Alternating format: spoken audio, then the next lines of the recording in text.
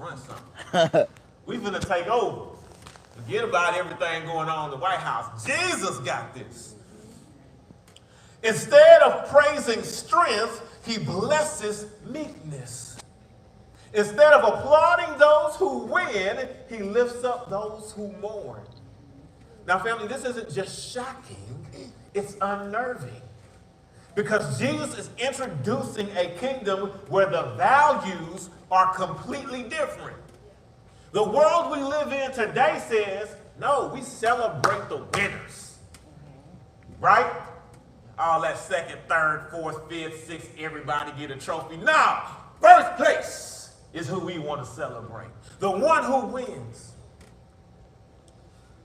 But Jesus opens his most famous sermon, known as the Sermon on the Mount, with what we call the Beatitudes. The word blessed means more than just happy. It speaks of deep, lasting realization, divine favor, and a life that is approved by God. What he calls blessed doesn't match what the world celebrates. Right? Because some of us, I got a new baby. Ooh, look at my blessings. I got a new house. Look at my blessings. I got me a new ride. Look at my blessings. But that's not what Jesus is calling blessed.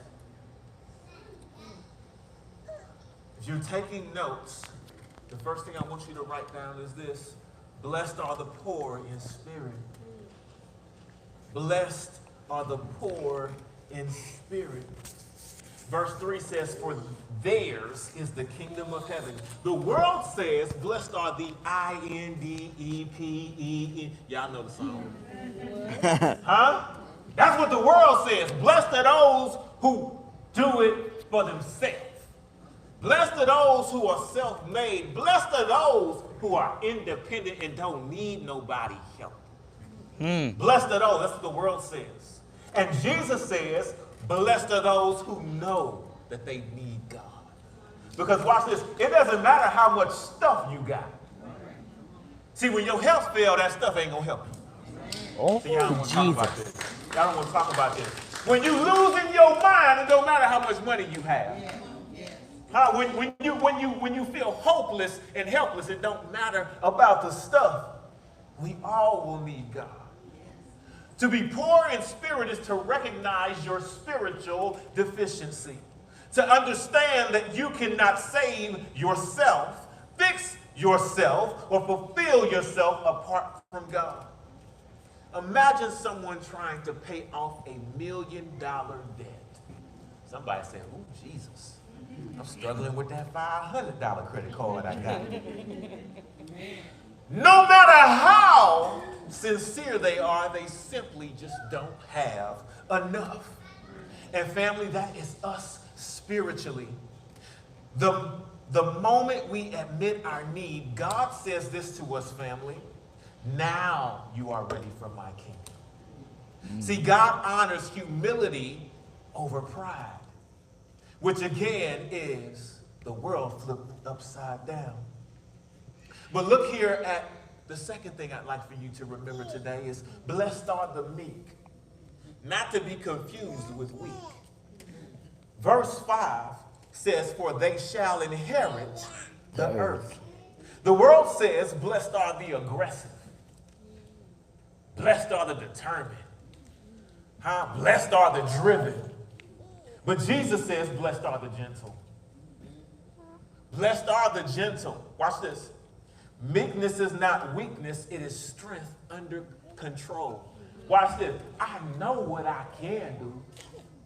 I know what I could do, but I'm going to choose not to do that. That is meekness. That is not weakness.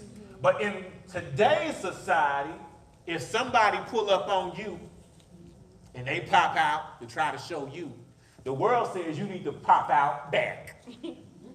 God says, that ain't what I created you to do. That is not what my plan and purpose and will for your life is. See, meekness is I have the strength. I could do it if I want to, Deacon Damien.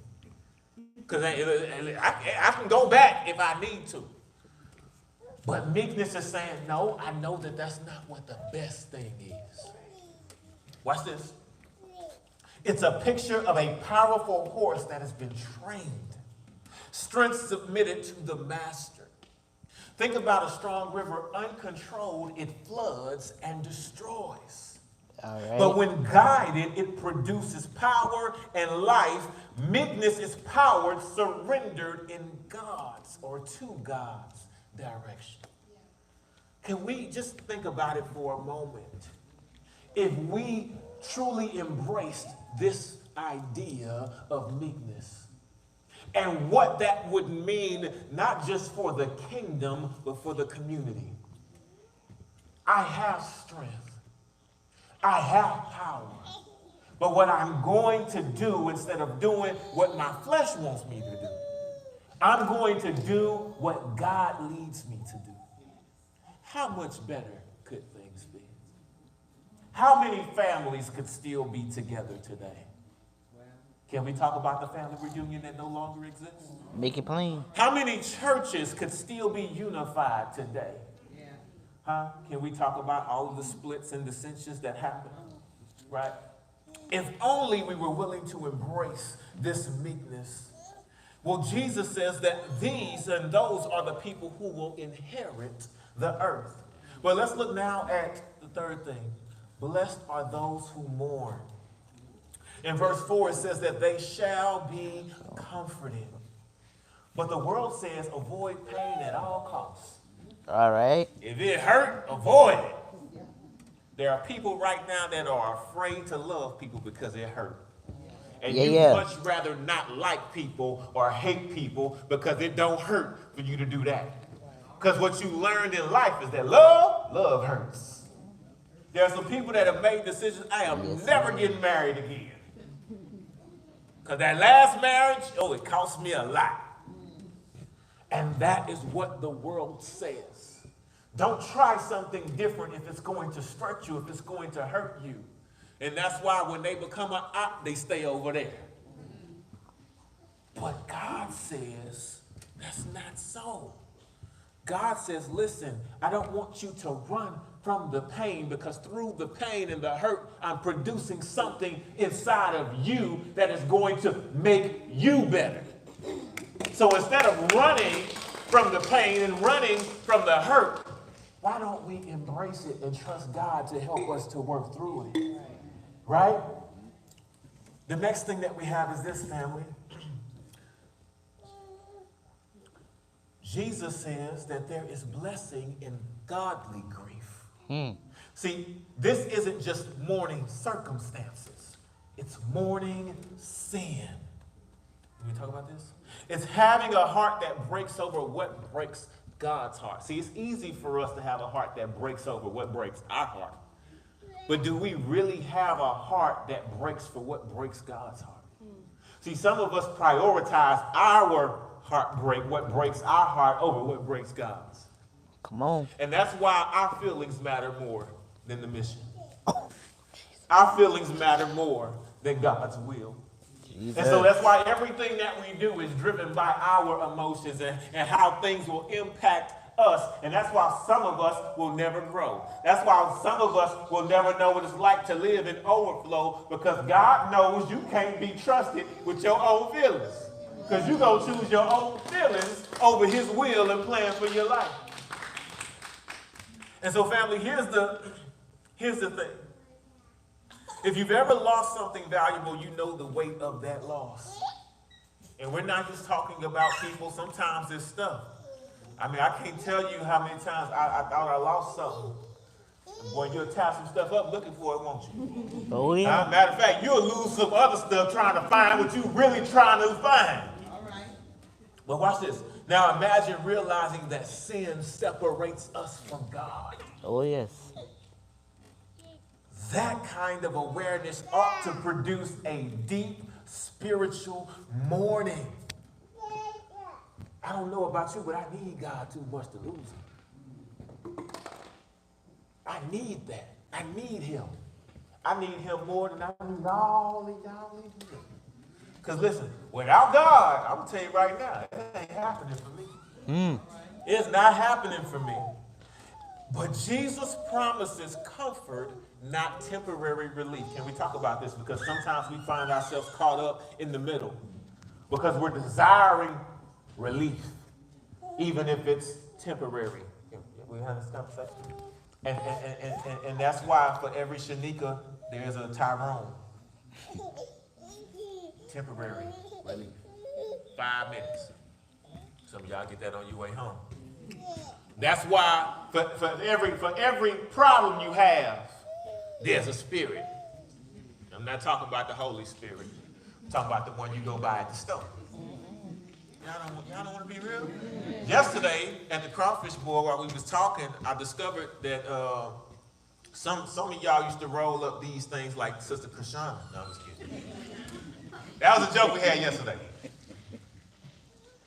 Guess what? It's temporary. No matter what you do outside of God, it's not going to last. Some of us have bought into the lie that if I just have more, it'll be good. You never heard more money, more problems? There are people that have already proven having more don't fix it.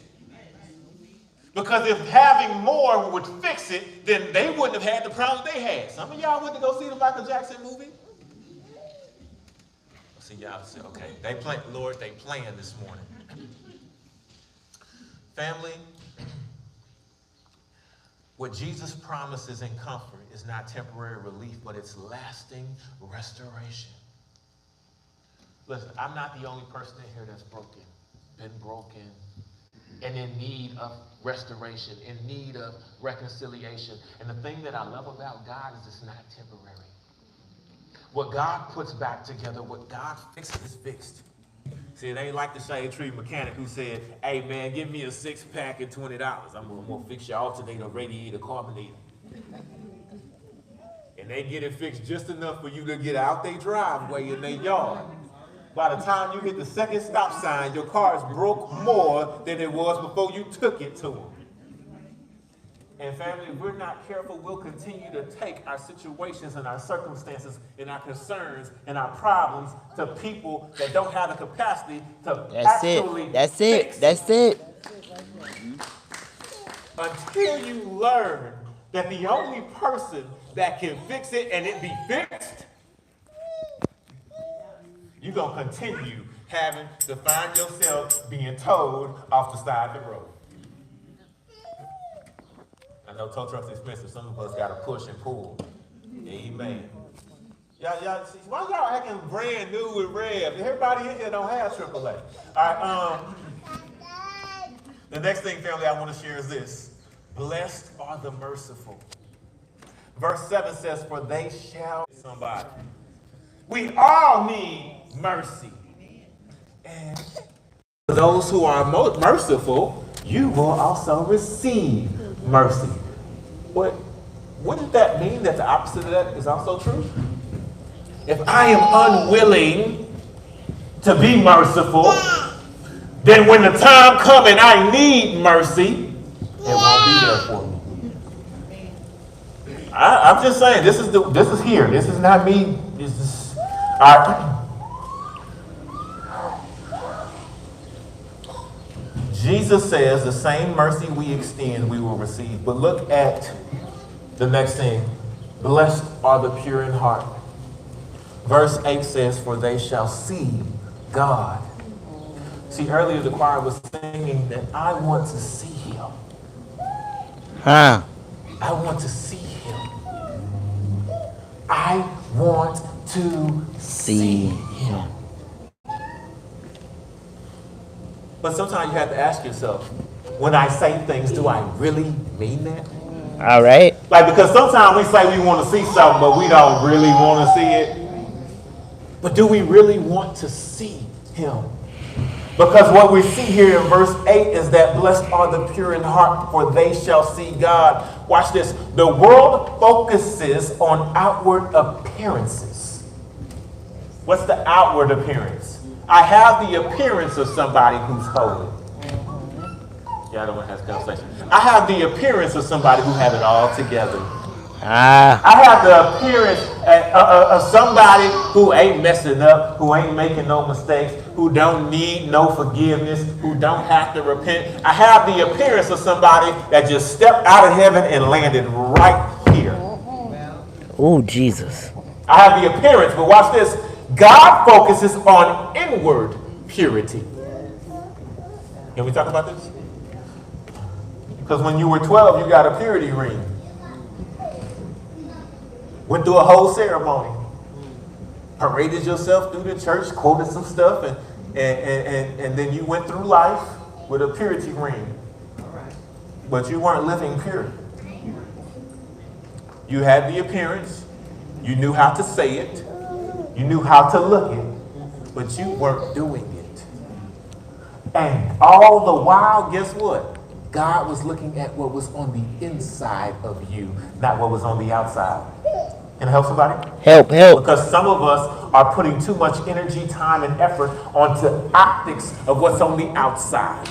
Listen, God is not concerned with what's on the outside. That's man. Man only cares about what's on the outside. And that's why all the time we spend trying to dress up, we're wasting our time. God made you beautiful just as you are. Yeah. Huh? Didn't he? The problem is we are so concerned with what people think that we think that we getting over on people, and God said, I ain't miss none of that. You ain't fooling nobody with this. And so family, watch this. To be pure in heart means to be undivided, to have a life that is fully devoted to God. That's pure in heart. I'm undivided, I'm locked in, and I'm totally devoted to God. Where does that show up? Everywhere. It don't just show up here. Well, as soon as I hit the parking lot, I know what time it is. Let me put my devoted to God coat on. No. That's going to show up everywhere. It's going to show up in your house. It's going to show up at your school. It's going to show up at your workplace. Guess what? It's going to show up when you at Super One. It's going to show up when you over here on Charity Street and somebody come flying out one of them side streets and they don't stop at the intersection. It's going to show up everywhere because you're going to be fully devoted to God. It's pure in heart. True fulfillment is spiritual. It's not material. And that's why we have to be careful. You think, oh, if I just get one more bag, that bag I've been wanting, I'm going to be fulfilled. If I get this one ride that I've been checking out, Nick and Jody been looking at trucks ever since he got rid of his. So I can get that truck, I'm going to be good. If I just get me one more house, D, one more house, everything going to be all right. And somebody here said, if I just get me a boo, Mr. Right or Mrs. Right, everything going to be good for me.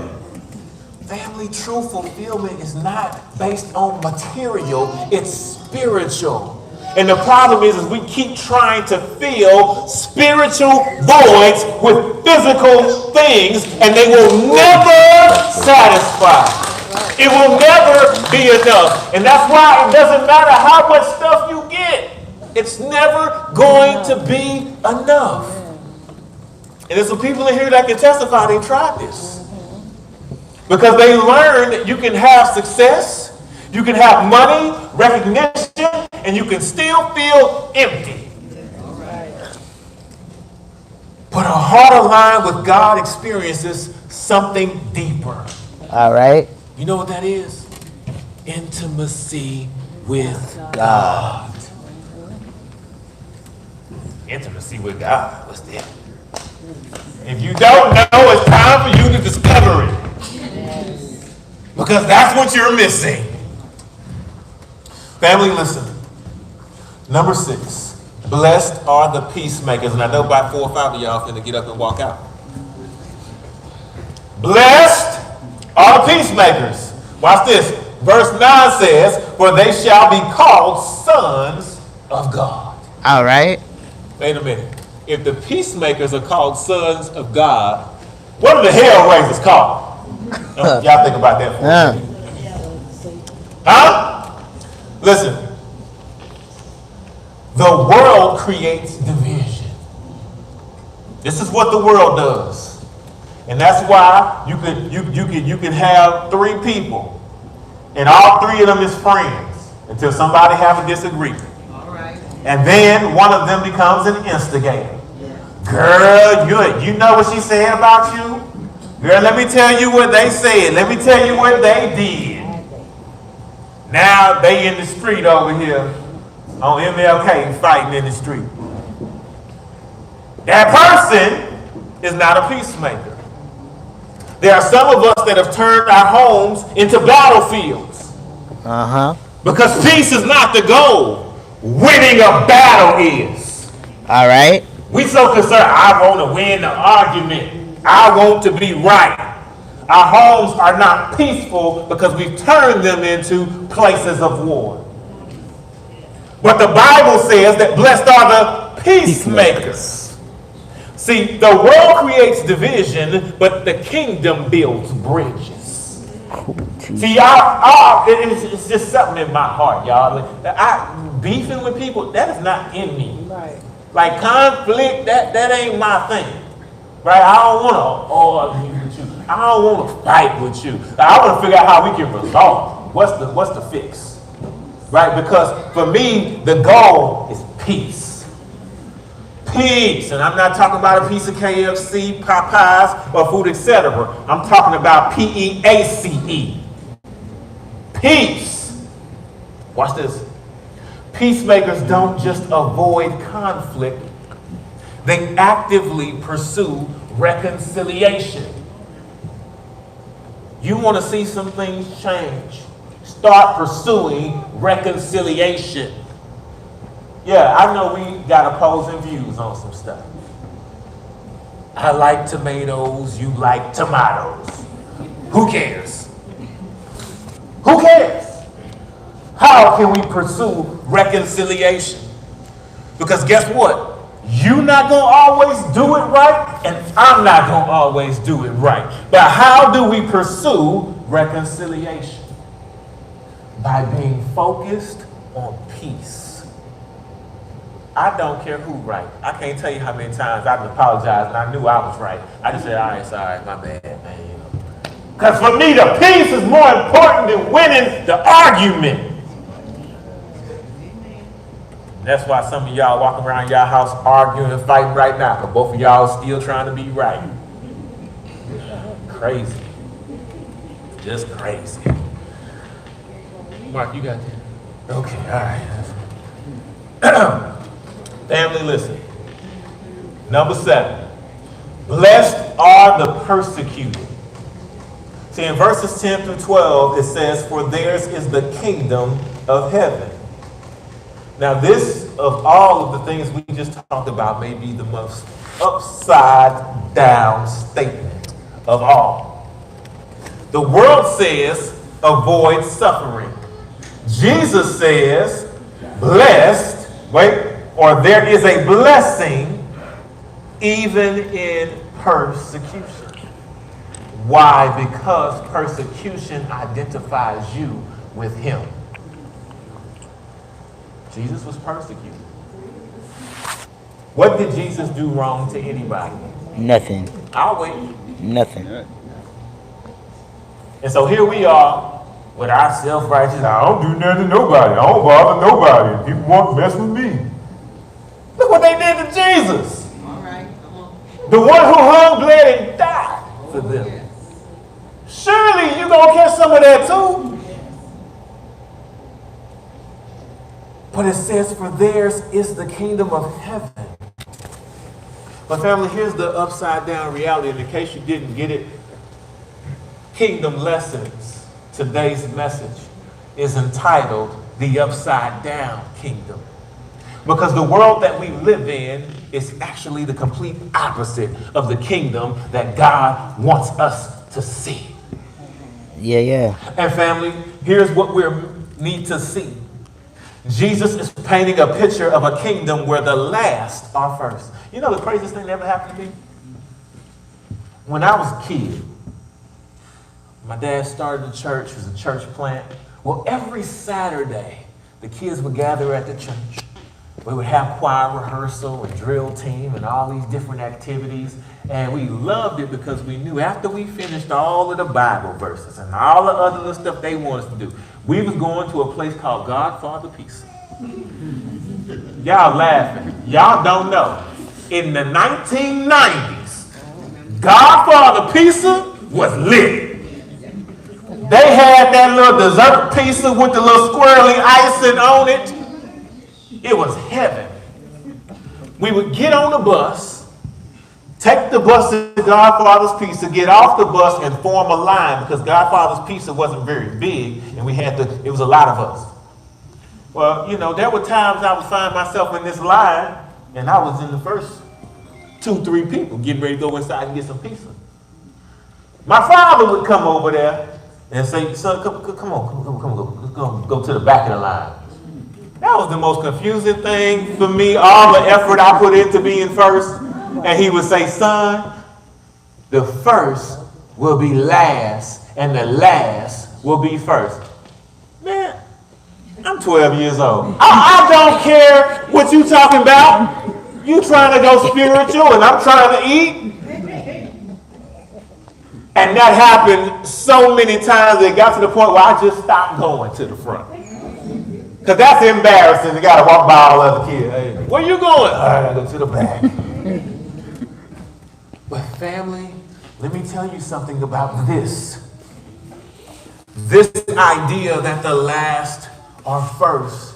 Jesus is saying this to people who feel last.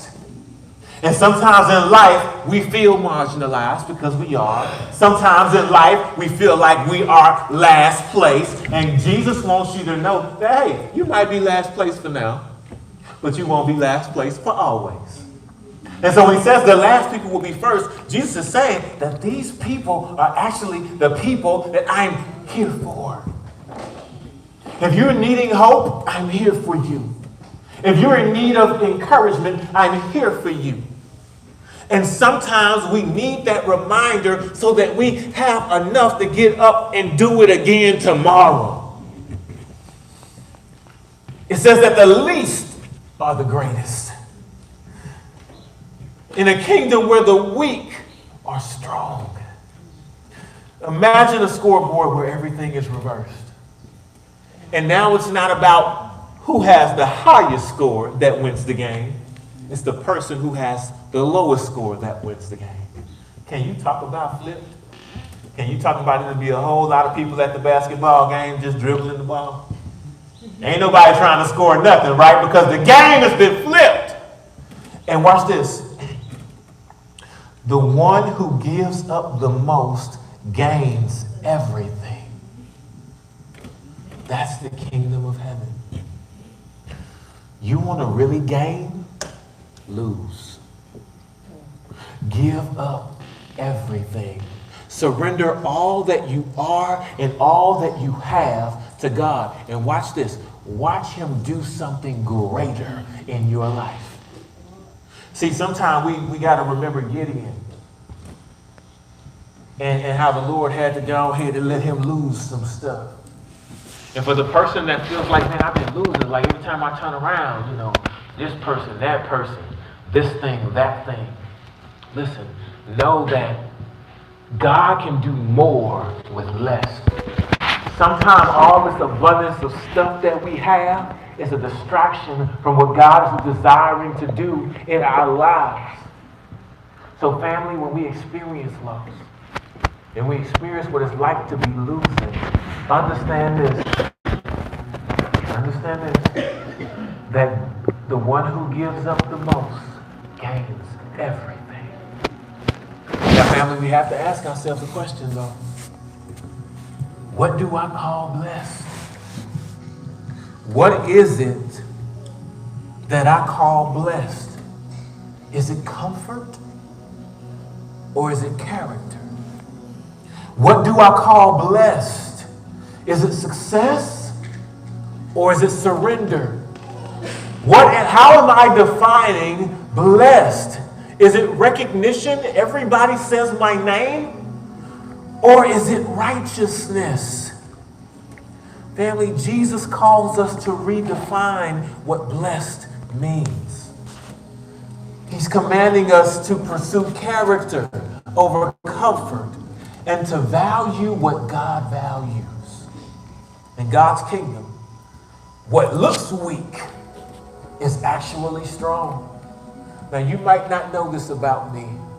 So for those of you yesterday that didn't get an opportunity to sit down and connect with you at the Crawfish Bowl, I'm going to tell you something that you don't know about me. I look weak. I look weak. Because I weigh $177. I'm not built and muscular like Deacon Daniel.